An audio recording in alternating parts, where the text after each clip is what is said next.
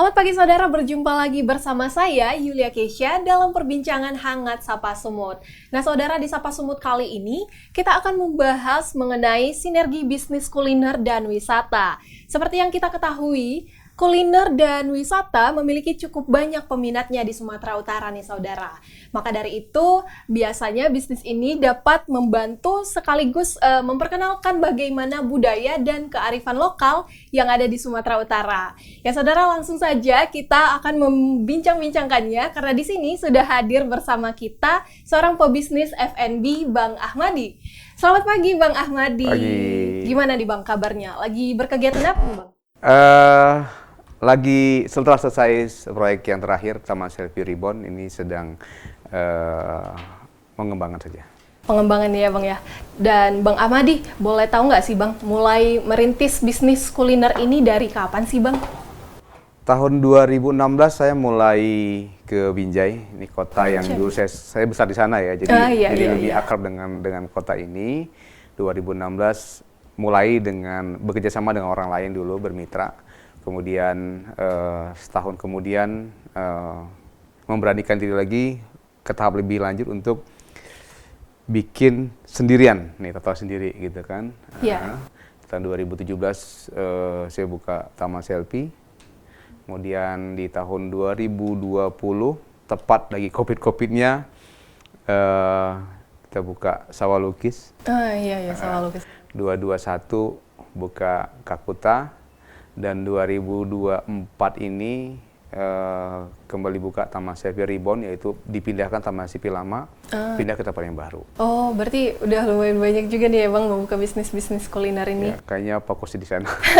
Ya Bang, kalau boleh tahu nih Bang, kira-kira bisnis kuliner ini itu dari passion atau memang sudah digeluti dari zaman kuliah nih Bang? Saya tersesat di jalan yang benar. Tersesat di jalan yang benar. Kenapa tuh Bang? Awalnya sambil kuliah nih ya, tamat sekolah, kemudian ya tujuan pasti nyari kerja, kemudian ke Medan merantau. Karena ingin kuliah, pembiayaannya kan harus sambil kerja. Nah, kerja yang paling fleksibel itu ya kerja di F&B kan, ya, kuliner ya. Gitu ya. Di pagi kerja dan malam kuliah. Gitu. Jadi tersesat di jalan yang benar. Membagi waktu lah ya Bang. Iya. Dan kira-kira nih Bang, berarti Abang sebelumnya sudah sebelum merintis sendiri berarti kerjasama dulu nih ya Bang dengan para F&B atau restoran-restoran sebelumnya, begitu ya Bang ya kira-kira? Saya bekerja dulu beberapa tahun, dimulai dari tingkat yang paling basic kan, jadi pelayan restoran, kemudian manajer restoran, dan sesuai dengan ini keinginan di bawah 40 tahun harus mandiri gitu. Harus mandiri ya. Dan alhamdulillah di umur 37 sudah punya bisnis sendiri. Ya. Itu. Berarti ini Bang Ahmadi tadi cerita sudah dari 2016 ya Bang ya? Kira-kira 2016. Kalau 2024 udah hampir 10 tahun ya Bang ya ternyata dalam bisnis kuliner ini. Dan kalau dari Abang sendiri nih, kenapa sih Bang tertariknya itu di kuliner? Kuliner ini mengasihkan ya, karena kita bisa ketemu orang-orang, kita bisa bisa bikin orang bahagia lah. Bikin orang bahagia. Orang mungkin ketika ada sesuatu ulang tahun ke kuliner, makan-makan gitu ya. Bahkan acara duka pun berakhir dengan makan-makan nanti. Iya benar ya. Artinya kumpul keluarga makan-makan, sama keluarga makan-makan. Nah ini bisnis yang saya pikir kita dapat cuan, orang juga dapat kebahagiaan. Bahagia ya Bang ya. Selain dari makanannya juga dari pelayanannya gitu ya Bang. Suasananya. Iya benar-benar. Dan sepengetahuan saya nih Bang Ahmadi ini dikenal sebagai pembuat bisnis F&B tapi dikombinasikan nih Bang dengan wisata. Kira-kira kenapa sih Bang kepikiran gitu untuk menyelaraskan bisnis kuliner dan juga wisata? Iya. Kita nggak bisa lepas dari kemajuan zaman atau kemajuan teknologi, di mana sekarang kan eranya sosial media. Iya. Orang butuh tempat-tempat yang baru, tempat-tempat yang bagus buat dia sekedar berfoto dan di-post di sosial medianya. Nah, kalau mau ke tempat wisata yang jauh, itu butuh niat, butuh effort yang besar ya, nginep misalnya. Karena kita menyediakan solusi di mana cukup dengan 1 jam 2 jam kamu sudah bisa dapat makan, bisa berfoto di tempat yang bagus, dan bisa memberi makan sosial mediamu gitu. Selain makan perut nih Bang ya, makan sosial media juga ya. Ya, karena hari ini kan banyak yang makan tuh harus makan cantik ya, mungkin makan dengan Instagramable dan di level terakhir adalah tempat-tempat yang estetik. Gitu ya. Estetik ya. Dan ada lagi sebenarnya yang level next levelnya adalah tempat yang ikonik. Itu yang sedang kita bangun. Berarti alasan visinya ya Bang dari Bang Ahmadi itu kenapa mau menyelaraskan kuliner dan juga wisata supaya bisa pengunjungnya juga menikmati gitu ya Bang, selain dari makanannya tetapi juga suasananya dan juga mendapatkan foto-foto yang instagramable nih Bang di sosial media seperti itu ya Bang ya. Dan kalau tadi Bang Ahmadi juga udah menjelaskan dari beberapa bisnisnya, itu ada perbedaan konsep kah Bang dari pemilihan tempat atau ada keunikan-keunikan tersendirinya Bang? Iya, kalau tempat sebenarnya hampir sama dengan latar belakang persawahan ya. Persawahan ya. Pertama itu murah menurut saya. Murah? Murah tanahnya itu ya alasan pertamanya. Yang kedua, Binjai itu kan nggak punya gunung, nggak punya laut, nggak punya danau apalagi ya. Yang ada yang bisa mungkin dijual adalah area persawahan gitu ya. Nah, selain area ini masih bisa dibilang masih belum banyak alami gitu ya Bang. Alami dengan hamparan sawah yang luas, ini bisa dijual, bisa dimodifikasi agar menjadi tempat wisata tipis-tipis. Artinya orang berwisata yang ringan-ringan lah, yang tak harus menginap, yang tak harus butuh waktu di atas 12 jam untuk mengunjunginya. Cukup datang, cukup ingat datang, pulang sebelum makan siang. Gitu. Ya gitu ya Bang ya gitu. Ya. Atau datang makan siang, pulang sebelum maghrib. Nah, ini yang kita sasar itu adalah pasar-pasar seperti ini. Ya kan? Ada sebagian yang dari pelanggan kita yang bahkan mereka sengaja datang dari Medan, satu mobil dengan bawa baju ganti ya, 3 hingga 4 baju. Nanti mereka foto, ganti baju, foto lagi. Wah, gitu. Niat ya Bang. Iya, niat. Ada pasar itu. Oh, begitu ya Bang ya. Berarti di Sawah Lukis salah satunya ya Bang ya bisnis Abang tuh. Kira-kira kalau untuk pengonsepan tempatnya nih, Abang tuh referensinya dari mana sih? Nah, saya back ke belakang pertanyaan sebelumnya adalah apa sih beda ke tempat ini? Ya kan, tiga tempat ini karena kan tempatnya sama ya. Jadi kalau yang Sawah Lukis itu temanya kampungan. Kampungan. Ya, jadi kalau mau mendapatkan suasana kampung, mau ngasih makan ikan, nanti mau ngasih makan ayam, di situ tempatnya. Nah, Kakuta itu ada penginapannya, ada gedung pernikahannya, ada restoran. Ini lebih modern untuk jamuan-jamuan. Oh, acara-acara gitu ya, Bang ya? Ya, nah kalau Taman Selfie itu lebih ke Genji ya, Genji yang kita sasar sebagai pangsa pasarnya, target pasarnya gitu. Lebih modern dengan musik-musik yang EDM dan sebagainya. Oh gitu ya Bang, kira-kira berarti kalau untuk di Sawah Lukis kita menonjolkan dari bagaimana supaya suasananya itu seperti di kampung gitu, supaya kalau untuk teman-teman yang di kota rindu kampung halamannya ya tinggal ke Binjai aja, ke Sawah Lukis gitu, bisa menikmati persawahan gitu ya Bang. Dan kalau di Kakuta tadi ya Bang ya, untuk acara-acara, dan kalau di Taman Selfie kita untuk berfoto ria bareng. Oh gitu ya Bang. Cilor di sana. Gitu Bang. Dan kalau untuk menu andalannya nih Bang, ada nggak sih Bang kira-kira dengan berdasarkan tempatnya nih punya kekhasannya kalau dari menunya itu Bang? Masing-masing beda ya. Ketika Sawah Lukis itu kan tagline-nya kami paling kampungan ya. Jadi ada nasi rantang Pak Tani, memang rantang kaleng, kemudian nasi bungkus daun jati, lauknya cuma ada ikan asin, rebusan, kemudian ikan-ikan yang dibakar gitu ya. Nah, ke Kakuta itu lebih modern, resmi, lebih resmi ya, masakannya lebih resmi. Tapi memang unggulannya adalah bebek goreng kecombrang unggulannya gitu kan. Nah, ke Taman Selfie karena yang disasar adalah Genji, kita menyajikan namanya disajikan dalam bentuk rice ball. Oh, rice ball ya. Biar lebih simpel juga ya Bang ya? Lebih simpel. Ini kan Genji kan nggak mau ribet-ribet ya, apalagi pakai kobokan nggak mau dia. Dia mesti pakai tangan, pakai sendok gitu kan. Dan di sana ada pasar terapung.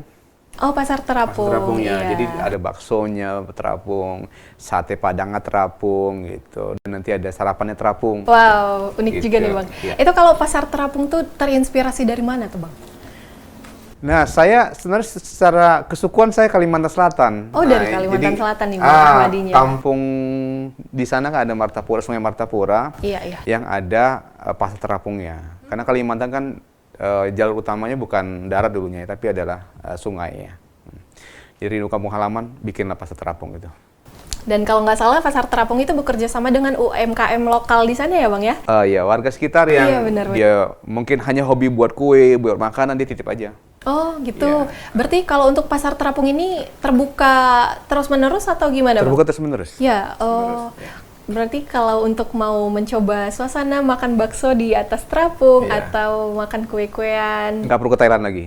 Bener banget nih, ada di Binjai, di Sawah Lukis gitu ya Bang ya. Dan berarti kalau dari respon masyarakatnya sendiri ini dapat dikatakan positif ya Bang ya, setelah dibuka bisnis kuliner dari Bang Ahmadi sendiri? Dulu tempat itu benar-benar tempat yang ditakuti. Karena nggak ada listrik, ya, jadi jam 6 sore udah nggak ada yang lewat. Oh iya. Gitu, jadi orang takut ya. Mungkin bener. apakah takut apa? Mungkin takut hantu karena gelap gulita. Nggak ada satu rumah pun di sana gitu. Jadi sawah-sawah aja sawah ya Bang semua. ya. Kita ke sana di tahun 2020 sudah buka, pasang lampu segala macam. Itu tarik lampu aja hampir 1 kilometer. Pasang kabel sendiri. Panjang gitu. Panjang sekali. Nah, dan sekarang mungkin dampak yang paling adalah tanah petani sana jadi mahal. Oh iya, karena jadi banyak peminatnya ya Bang ya. Kemudian warga sekitar ada yang jualan kegorengan, ada yang jualan kopi di atas motor. Nah itulah semua bangkitan ekonominya ya. Referensinya gitu ya Bang, jadi dimulai dari Abang nih, jadi semakin banyak gitu ya Bang yang membuka begitu ya. Wah Bang, ini kita akan lanjut lagi, tapi kita tahan dulu nih karena masih banyak sebenarnya mau saya tanyakan. Oke ya saudara, jangan kemana-mana dulu karena kita akan masih melanjutkan perbincangan kita, jadi tetap di Sapa Sumut.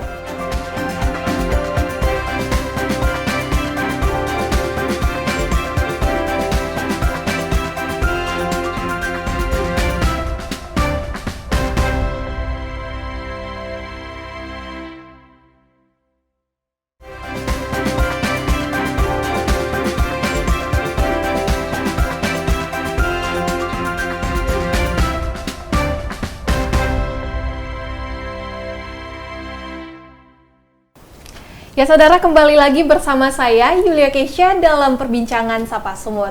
Nah Bang Ahmadi, tadi kan kita sudah membahas terkait perjalanan Abang memulai bisnis kuliner ini dan juga beberapa tempat F&B yang sudah Abang rintis ya Bang. Kalau berdasarkan cerita pengunjungnya nih Bang, kira-kira ada cerita menarik gak sih Bang setelah mengunjungi beberapa lokasi dari kuliner Abang? Ya, jadi karena 3 berdekatan gitu ya, banyak pengunjung itu merasa itu saling bersaingan. Oh, kenapa tuh Bang? Ini kayaknya ini pesaing nih gitu, kita ke pesaingnya aja gitu. Oh. Padahal sama gitu. Itu ceritanya. Yeah. Dan ada satu pengunjung yang mungkin beliau sekarang usia sekitar 50-60 tahun. Beliau punya kenangan manis ketika makan di Sawah Lukis, kemudian istrinya meninggal, dan dia hampir setiap 12 kali datang untuk duduk di tempat yang sama dan makan makanan yang sama. Iya Bang. Hanya untuk mengenang kenangannya bersama istrinya. Kenangan manis ya Bang ya. Setelah istrinya meninggal beberapa tahun lalu, sampai hari ini beliau nggak menikah. Iya. Mungkin sangat ini ya. Jadi setiap karena 11 kali dia datang untuk merecall kembali kenangannya di sana. Gitu. Secara nggak langsung berarti Sawah Lukis menjadi saksi gitu ya, saksi bisu mungkin kenangan begitu. Mereka gitu ya Bang ya. Dan kalau misalnya nih Bang, dari tempat-tempat lokasi bisnis kuliner Abang tadi, ada nggak sih Bang bikin berdasarkan event-event gitu, misalnya hari Lebaran ada dibuat semacam tambahannya gitu, ada nggak Bang? Iya.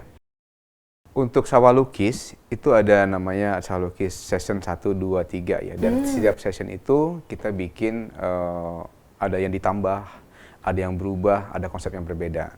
Iya. Setiap Ramadan kita ada buat pasar terapung. Pasar terapung. Ya, ini udah tahun kedua dilaksanakan dan ini kita merekrut atau melibatkan warga sekitar untuk sama-sama terlibat, sama-sama ikut dalam bagian ini. yang mau bikin kue, bikin souvenir, kita siapkan tempat gitu ya di mereka untuk sama-sama dijual di sana gitu. Dan momen-momen itu memang kita nggak lewatkan. Misalnya ada momen Hari Kartini, momen Hari Guru ya, 17 Agustus itu selalu kita ikuti momennya, dan ada sesuatu yang kita sajikan istimewa untuk pengunjung. Berarti secara nggak langsung juga lokasi-lokasi tempat bisnis kuliner Abang ini menjadi wadah gitu ya Bang, ekspresikan diri ketika ada hari-hari yang kita rayakan di Indonesia ini gitu ya Bang ya. Iya. Terutama di Hari Guru ya, di Hari Guru tuh Binjai Langkat tuh kayaknya kota guru lah. Oh, kenapa tuh Bang? Ada mungkin 50% 60% kampus yang berdiri itu adalah kampus yang mencetak guru. Ya, karena Binjai Langkat itu nggak ada pabrik, nggak ada corporate, ya nggak ada perusahaan. Jadi paling banyak adalah sekolah. Sekolah ya Bang. Sehingga orang sekitar sana ketika tamat kuliahnya di keguruan. Gitu. Berarti selain tadi Hari Guru juga ya Bang, ada Lebaran, ada Hari Kartini, begitu ya Bang. Dan kalau di Lebaran berarti pasar terapungnya jualan takjil gitu ya Bang ya? Di puasa jualan takjil. Oh iya di puasa gitu. Jualan takjil. Berarti memberikan pengalaman yang menarik juga nih buat pengunjung merasakan bagaimana berbelanja ngabuburit dengan pasar terapung gitu. Iya, belanjanya di atas perahu, makannya di atas perahu. Gitu. Ya. Berarti kalau misalnya nggak puasa tuh Bang, tetap dijual kue-kueannya gitu ya Bang? Di luar bulan puasa, produknya berubah. Jadi kue-kuenya nggak lagi dijual hanya di sore hari, tapi mulai Sabtu Minggu dijual di siang hari gitu ya. Dan ada produk lain kayak bakso, kayak sate gitu, yang memang makan harian ya. Baik Bang, berarti secara nggak langsung juga pasar terapung ini menjadi ikoniknya ya Bang, kalau untuk menarik perhatian para pengunjung gitu. Ya, salah satu cara kita supaya orang menemukan sesuatu yang unik. Iya Bang, benar-benar. Dan kalau dari semua yang Abang ceritakan itu tuh Bang, kira-kira sebelum sampai ke titik ini gitu, apakah tantangannya itu Bang, ada nggak sih? Wah, kuliner ini kan bisnis yang kata orang gampang-gampang susah. Gampang-gampang susah. Realitanya adalah gampangnya 2 kali, susahnya 6 kali gitu. Wah. Ya, jadi di F&B itu kadang hanya bisa bertahan setahun, bertahan 2 tahun. Bahkan ada yang seleksi alam 6 bulan pertama udah KO gitu. Jadi dari Abang nge-maintain-nya itu gimana Bang? Perlu ada upaya-upaya seperti upgrade menu, terus kemudian upgrade suasana, dan kita harus tetap menjaga kualitas dari produk yang kita sajikan gitu ya. Promo paket keluarga gitu nggak ada Bang? Ya, termasuk paket-paket ya. Paket ini kadang ada sebagian orang yang mau cari paket karena faktor hemat, atau mungkin dia belinya banyak, jadi butuh paket yang ketika dia belanja udah tahu nih budgetnya berapa gitu, seperti itu. Kalau dari strategi mempromosikannya nih Bang di sosial media tuh gimana sih Bang? Sosial media hari ini menjadi senjata terampuh saya rasa untuk termurah juga ya. Iya benar-benar. Bisa sendirian ya, nggak usah harus menggunakan pihak ketiga gitu kan. Rajin-rajin aja, kita sih konsisten di sosial media dengan Instagram. Instagram. Kan, dan juga konten-kontennya buat sendiri. Untuk ininya, dan kita post mungkin yang utama itu seminggu sekali, yang lainnya di Snapgram ya. Nah, dalam memasarkan kita selalu sampaikan kepada pengunjung bahwa kita ada ini. Oh, ini lagi hijau nih padinya. Kita up ke sosial media gitu supaya pelanggan kalau datang, kadang-kadang ada yang memang cari hijaunya gitu. Ada yang begitu. Kalau cari yang lagi panennya ada nggak? Ada, dan itu diupdate ya. Musim panen kita update. Nanti mau sama-sama, bahkan tuh ada beberapa sekolah yang memang cari waktu musim tanam, sebelum tanam. Jadi mereka ingin anak-anaknya belajar gitu ya? Field trip ya. Belajar bagaimana menanam padi, sampai bagaimana padi ini sampai terhidang di meja makan. Oh, berarti boleh ya Bang sambil praktek gitu kalau misalnya lagi musim tanam gitu ya? Boleh, silakan aja gabung sama Bu Taninya. Mau tanam juga boleh. Iya. Keren. Ya, biasa anak-anak sekolah yang kita ajarkan untuk itu supaya menghargai makanan. Artinya Pak Tani itu untuk jadi sepiring nasi itu butuh waktu 3 bulan, berpanas, berhujan, benar-benar di lumpur gitu ya. Nah, inilah yang kamu alami ketika makanya nasi jangan disia-siakan gitu. Mengedukasi juga ya Bang ya? Mengedukasi. Berarti untuk memaintain bisnis ini selain dari dari mengkomunikasikannya ke sosial media juga boleh sebagai ajang edukasi gitu kepada teman-teman anak sekolah gitu ya Bang, kalau mau gitu belajar terkait padi atau bagaimana proses nasi terbentuk gitu ya Bang. Ada field trip namanya. Field trip itu mempelajari tentang padi, kemudian kita siapkan juga cooking class. Oh, cooking class. Itu seru tuh Bang. Ya, yang dibuat nggak sederhana, buat getuk. Oh, getuk, nasi getuk. Karena kan ubi ini adalah jenis panganan atau tanaman yang hidup di mana saja, murah, mudah dicari, dan ini kita ajarkan kepada anak itu dari mulai masaknya sampai dengan tersaji dapat dikonsumsi. Gitu. Kalau event lomba masaknya itu belum ada Bang? Itu yang belum. Oh, berarti boleh nih Bang, ide dari saya. Sudah sama-sama Kompas TV ya. Oke, baik Bang. Dan kalau untuk kerjasama nih Bang, pernah nggak sih kerjasama dengan pihak pemerintah supaya semakin dikenal selain bisnis kulinernya juga kan dengan kearifan lokal di Binjai mungkin di persawahannya semakin dikenal halayak luas gitu Bang? Ya, kita bekerja sama dengan masyarakat sekitar yang punya kesenian budaya. Kesenian budaya.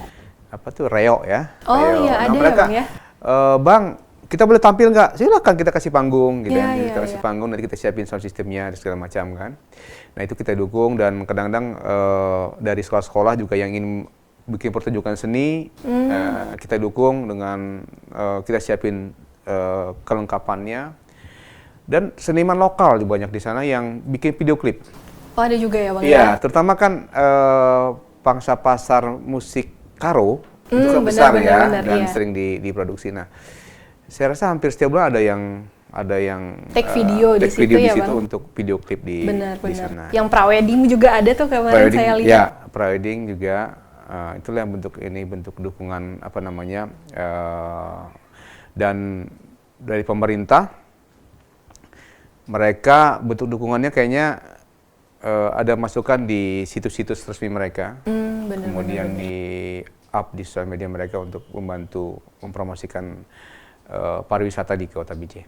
Berarti di tempat Abang juga ada yang live music gitu ya Bang? Atau ada waktu-waktu tertentunya, misalnya nih khusus weekend kita ada live music atau pertunjukan kesenian dari beberapa seniman gitu?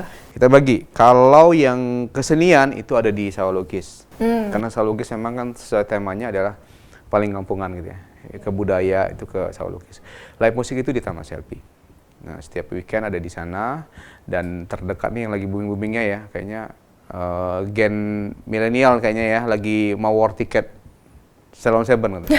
Bener tuh, lagi rame tuh. Ya lagi rame. Nah ini kita adakan tribute to Ceylon Seven di Rabu ini. Oh gitu ya, wah asik nih. Ya oke. Dan terakhir nih Bang, apa sih Bang pesan untuk masyarakat supaya mungkin jika ada yang berminat untuk merintis bisnis kuliner wisata ini, itu bagaimana tipsnya Bang?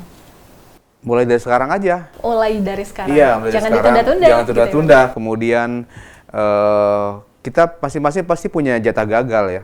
Benar. Jadi kita gagalnya belajar dari orang lain aja.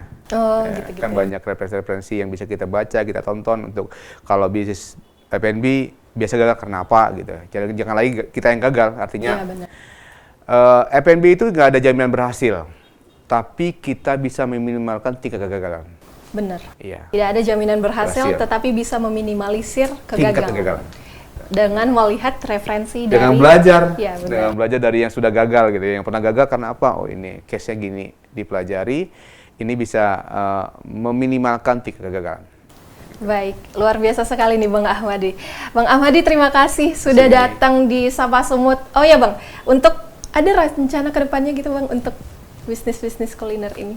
Kita ada 2 lokasi lagi yang belum mulai ini kan tapi belum dibuka ya. Ada yang bertema sungai. Bertema sungai. Tema sungai, jadi ada sungai jernih. Kemudian ada yang bertema ada waduk. Jadi terapungnya itu akan dibesarin. Karena ada waduk 2 hektar punya pemerintah, kita ada tanah di sampingnya. Mungkin tema terapung itu akan total di sana nantinya. Baik, berarti akan di-spill selanjutnya deh Bang. Stay tune di mana Bang? Di Sawalukis. Oke Bang, baik, terima kasih Bang Ahmadi sudah mau berhadir di Sapa Sumut hari ini. Ya, saudara, itu dia tadi perbincangan kita mengenai strategi bisnis kuliner dan wisata di Sumatera Utara. Mudah-mudahan dapat menambah informasi bagi kita semua. Saya mewakili kerabat kerja yang bertugas pamit undur diri. Tetap saksikan Sapa Sumut selanjutnya hanya di Kompas TV, independen, terpercaya.